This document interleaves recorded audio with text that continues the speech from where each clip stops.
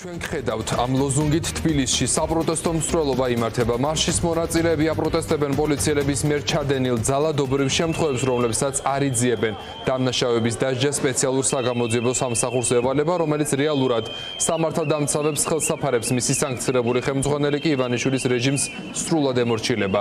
კიდევ ერთი უწყება, რომელსაც ივანიშვილის პარტია რეპრესიებისთვის იყენებს, ეს სახელმწიფო უსაფრთხოების სამსახურია, სადაც ცოტა ხანში მსვლელობით მივლენ. მასში CDC-ის პატიმრების ოჯახის წევრებიც მონაწილეობენ. როგორი ამ მსვლელობის მონაწილეების მარშრუტი ვრცლად ლიზი ვეკუა მოგვიყვება პირდაპირ ეთერში. ლიზი, გისმენთ.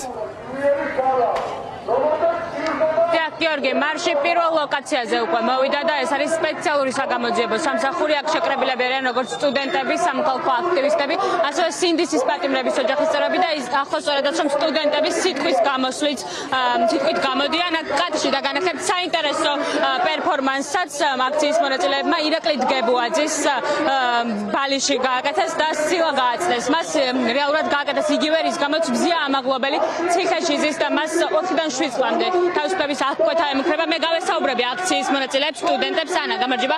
პირდაპირ ეთერში მუშაობთ, ახლა ხართ სპეციალურ საგამოძიებო სამსახურთან და ეს ძალიან საინტერესო პერფორმანსი არის ირაკლი დგებუაძესთან დაკავშირებით. აი, რატომ სპეციალური საგამოძიებო სამსახური, რისით მაგსურთ თქვენ ამ ყოველ აქ მოსვლით?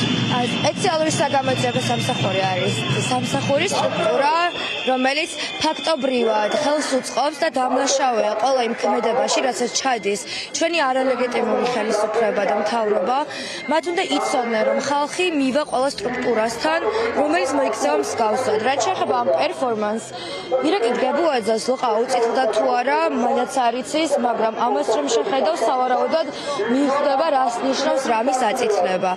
ირაკლი დგებუაძე არის ამ სტრუქტურის და ამ ზოგადად სისტემის ერთ-ერთი დიდი სირცხვილი და ძალიან წუხარ ეს ბიჭები აქ რომ ისევ ამ შენობას იცავენ თავიანთი მოქალაქეებისგან, მაგრამ არ მიკვირს, იმიტომ რომ ხვალ კვლავ გამოვლენ, კვლავ იძალადობენ მოქალაქეებზე, სტუდენტებზე, ახალგაზრდებზე, ქალებზე. არ შეიძლება მსგავსი ქმედებები და ამას ყოველთვის მოყვება უკუქმედება და რეაქცია. ძალიან დიდი მადლობა. ანა პეტროსიანს უსმენთ თქვენ პირდაპირ ეთერში. გავესაუბრები ასევე სხვა აქციის მონაწილეებს, CDC-ის პატიმრების ოჯახის წევრებს, როგორც უკვე გითხარით, ამ წუთებში სიტყვით მიმართავენ სტუდენტები. სწორედაც რომ აქ შეკრებილ ადამიანებს ისინი საუბრობენ სპეციალური საგამოძიებო უწყების უმოქმედებაზე, ამ სამსახურის უმოქმედებაზე და ის რომ დღემდე არც ერთი პოლიციელი არ არის დასჯილი, რომელმაც იძლევა აქციის მონაწილეებზე 28 ნოემბრის შემდეგ გამართულ საპროტესტო აქციაზე. გავესაუბრები გიორგი ტერიშვილის დედას, ბატონო მარინა, გიხარით, რატომ გადაწყვიტეთ დღეს აქ მოსვლა და რა გაგსათქმელი? ეს არის ჩვენი პატიმრების სოლიდარობის დღე, შვილო. ჩვენ ყოველთვის უნდა ვიდგეთ იქ, სადაც ჩვენ პატიმრებსაც ვჭირდებით, ჩვენ მოქალაქეებსაც და სრულიად საქართველოს. ჩვენ ვიქნებით ყველგან, სადაც საჭირო ვიქნებით ყველა ყოველთვის. არ დაგვეზარება გარეთ გამოსვლა, არ შევეგუებით ამ რეჟიმის ესეთ უსამართლობას, ჩვენი უსამართლო დაჭერილი პატიმრებისთვის. ჩვენს პატიმრებს მხნეობა გამძლეობა ყველას და გავიმორჩებთ სახელოვნად ბოლომდე. მადლობა. გიორგი ტერიშვილის დედას უსმენთ თქვენ პირდაპირ ეთერში. გავესაუბრები თორნიკე გოშაძის დედასაც. გამარჯობა ქალბატონო მარიზი. სპეციალური საგამოძიებო სამსახურთან ვართ ახლა. ძალიან საინტერესო ბანერებით. აი რა გაგსათქმელი სპეციალური საგამოძიებო სამსახურისთვის. ხო, ჩვენ არაერთი CDC-ის პატიმრის შესაძლებაც ვიცით, რომ და მანამდე აქციაზე დაკვებული ადმინისტრაციული სამართალდარღვევით დაკვებული ადამიანები მიუთითებდნენ პოლიციელების მხრიდან ძალის გადამეტებაზე. თუმცა ამ დრომდე არც ერთი პოლიციელი არ გვინახავს, რომელიც დასაჯეს. აი რას ფიქრობთ ამასთან დაკავშირებით და რატომ საგამოძიებო აქ მოსვლა, რატომ სპეციალური საგამოძიებო სამსახური? მოგესალმებით. გადავწყვიტეთ ესე, რომ ყველგან მივიდეთ, სადაც არსებობენ სამართალდამცავი ორგანოები. კი არ მგონია, რომ ამას მნიშვნელობა ჰქონდეს, იმიტომ რომ ესენი უამრავი ახალგაზრდა ვნახეთ დაზარალებული, დამახინჯებული, დამტვრეული ძვლებით. ჩემი შვილი მაგალითად პირადად იმიტომ გამოვიდა ქუჩაში, როცა დაინახა, რომ უმოწყალოდ სცემდნენ ახალგაზრდებს. აი რო შეეკითხებიან თორნიკეს, პასუხს ესეც გასცემს, რომ ქუჩაში გამოვიდა, იმიტომ რომ ხედავდა ტელევიზიაში რაც ხდებოდა, სადაც ისინი ამბობენ, რომ მათ არავინ არ დაუშავებიათ. თურმე, ამიტომ არ გავჩერდებით საერთოდ, აი არ მივცემთ მუშაობის საშუალებას და ნახოთ, ეს საგამომძიებლო ორგანოები ალბათ მოვლენ ჩვენთან სასამართლო პროცესზე, ისინი ვინც თორნიკეს სახლიდან აიყვანეს და მაინტერესებს კითხვებს, რომელსაც დაუსმევს მას პატიმარი, რა პასუხს გასცემენ მას. ბატონო, ძალიან დიდი მადლობა სინდისის პატიმრის ქრონიკა გოჩაძის დედას უსმედით. კვირდაპირ ეთერში ახლა აქციის მონაწილეები კითხულობენ სწორედაც რომ სინდისის პატიმრების სახელებსა და გვარებს ნაკურებელს შევახსენებ რომ 51 პოლის პატიმარი ყავს უკვე საქართველოს მას შემდეგ რაც 28 ნოემბერს მოქალაქეები გამოვიდნენ ქუჩაში და გააპროტესტეს ეგრეთ წოდებული პრემიერ-მინისტრის ირაკლი კობახიძის განცხადება ევროკავშირთან ურთიერთობის გაწყობასთან დაკავშირებით. ჩვენ აქციის დაწყებამდეც ჩავწერეთ ოპოზიციონერი პოლიტიკოსების და სხვა ადამიანების კომენტარები, რომლებიც ამბობენ, რომ რუსთაველის გამგვლიდან საპროტესტო აქციების კერების პროვოკაციების შეცვლა არის უმნიშვნელოვანესი. თქვენ ახლა პირდაპირ ეთერში შეგიძლიათ ეს კომენტარები მოსწროთ. ჩემი აზრით, სადღაც ყოველდღე აქცია სადღაც უნდა იყოს სუსის შენობა იყოს. თავარი ორგანო, თავარი ადგილი, საიდანაც ზემოქმედება ხდება იმით, რომ პარტია იყენებს სახელმწიფო სტრუქტურებს დაშინებით, ძალადობის მექანიზმით, ეს ყველაფერი იხარშება, კეთდება და ქვეყანა პოლიტიკა იწარმოება ქვეყანაში სუსის შენობით, სუსიდან. სუსი არის თავარი ორგანო. სუსთან გვიწევს ჩვენ ახლა დაპირისპირება. ქვეყნის უსაფრთხოების სამსახური ყველაზე საფრთხის შემცველი ორგანოა საქართველოში. ეს არის უდიდესი ოქსიმორონი, რაც თუ არ გამოვასწორეთ, ამ ქვეყანაში არსებობა იქნება ძალიან რთული.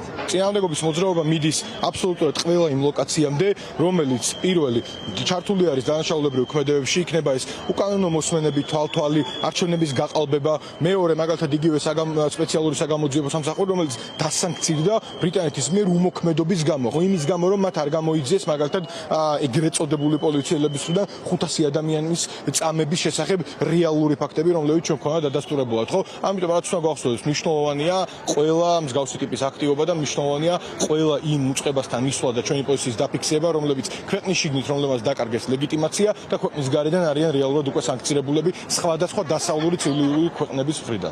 ეს მარშები ძალიან მნიშვნელოვანია და გაგრძელდება და სხვადასხვა ლოკაციებში, სხვადასხვა თბილისის სხვადასხვა ქუჩებში, იგივე გორშია დღეს მე-100 დღეა რაც გორში პროტესტი მიმდინარეობს და იქაც გაგრძელდება და გაიზრდება ეს პროტესტი. უბრალოდ სხვა გამოსავალი ჩვენ არ აგვაქვს.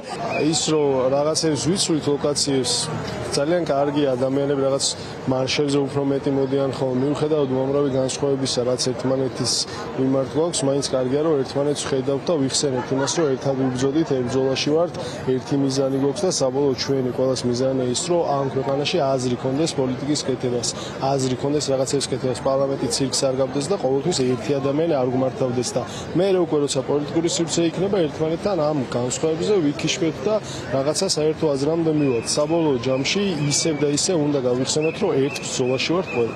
პროტესტი გრძელდება პირველ რიგში, იღებს სხვადასხვა ფორმებს, მნიშვნელოვანია რომ არ გაჩერდეს პროტესტი. დღეს ჩვენ მივდივართ საგამოძიებო სპეციალურ სამსახურთან, რომელიც დუმს და სამარცხენო პოზიციაში იმყოფებს თავს ყველა იმ დანაშაულზე, რომელსაც რუსული რეჟიმი ახორციელებს და მეორე კიდე უმთავრესი ბოროტების ბუდეს სუსი, რომელიც დაკავებულია რომ აქტივისტებს უთვალთვალოს აქტიურ ადამიანებს, რომლებიც იბრძვიან ჩვენი ქვეყნის მომავლისთვის და ამ დროს ქვეყნის იმ მთავარ გამოწვევებზე და საფრთხეებზე აქვს უბრალოდ თავი ჭარბული.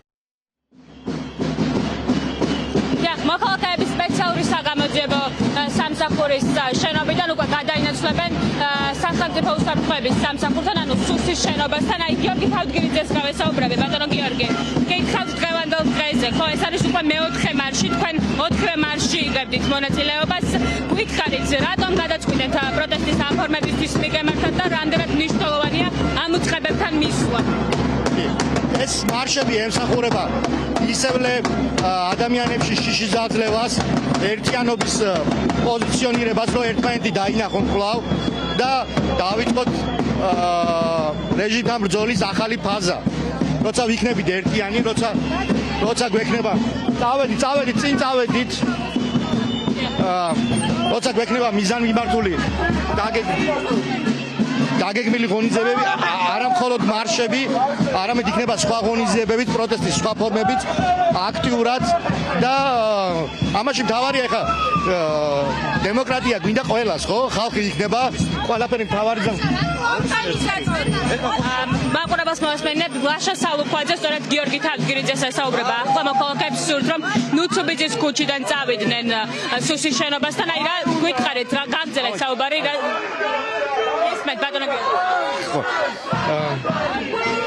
ანუ ჩვენ უნდა ვანახოთ რომ ჩვენ ვართ ერთიანი, ჩვენ ვართ უტეხი და ჩვენ შეგვიძლია ყველა იმ ფორმით, რომელიც არსებობს დემოკრატიულ სამყაროში, იმ ფორმის გამოყენებით ჩამოვშალოთ რეჟიმი, რომელიც აგრძელებს კონსოლიდირებას, არაფერი არ არის